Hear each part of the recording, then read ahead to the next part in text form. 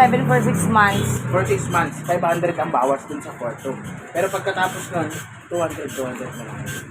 Okay. Yun ang promo ni So, sa loob yun ng 2 years. Pero, sa loob ng 2 years yung ano. Basta, hindi ka pumapalya sa due date. Less 200 mo na agad pag magbabayad. Ikaw na mag-less mo para minsan yung mga ano natin nakakalitan. Hindi nila pinabawas. Oo. Kaya kailangan mag-advance talaga ng bayad para automatic. Ito, may ganito naman kami. Yan, yung monthly mo. Diba, 4-2. Kung alam mo namang hindi ka lumagpas sa due date mo, 4,062 na lang ilagay mo, hindi na 4,260. 4,062 na ibibigay ko. Oo. Pag alam kong hindi naman ako abot ang due date. Oo, yung insurance payment, yun yung 110. Eh, ikaw, kung itutuloy-tuloy mo pa rin yung 110 na yan. So, magiging for 172. 110 kasi yung isa. Tapos 4,062. Mas okay na rin kasi may insurance. Kaya yung parkingan mo, maganda ba yung parkingan mo dyan? Direct sa labas. Maganda yung may insurance ka. Kahit masagi lang doon, matumba ng mga bata. Sa insurance, may makukuha ka pa rin. For example, ba yung 30K, magkano yung down doon?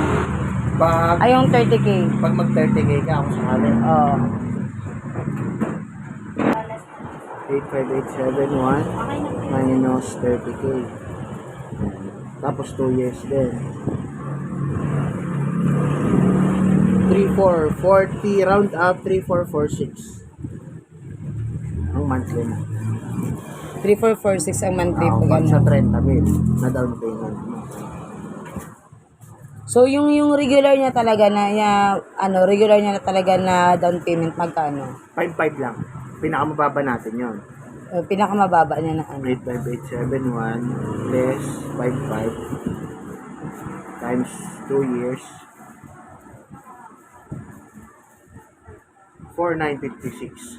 Ang monthly sa 2 years. Mm-hmm. Pero yung 3 years mo siya, Pag 3 years, nasa ano siya? 3,840.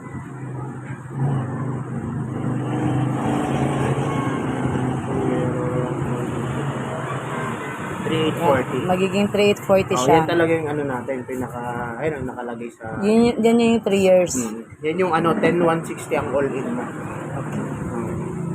So, bakit siya naging 85? Kasi yun yung ano... Oo, di ba 81 ang ano, 81,890 ang ano niya, cash niya. Yung cash niya. Oo. Kaya, syempre, yung interest pa ni Bangko doon, kaya siya naging 85. Oo. Iba pa yung interest niya na magiging sa monthly.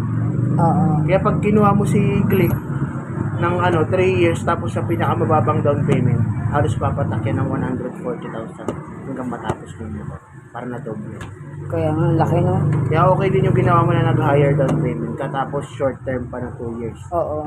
Kaya ano. Kasi mas nakakalis ako no? Ganun siya. Kaya yun ang kagandahan ng higher down payment. Yun. Explain din.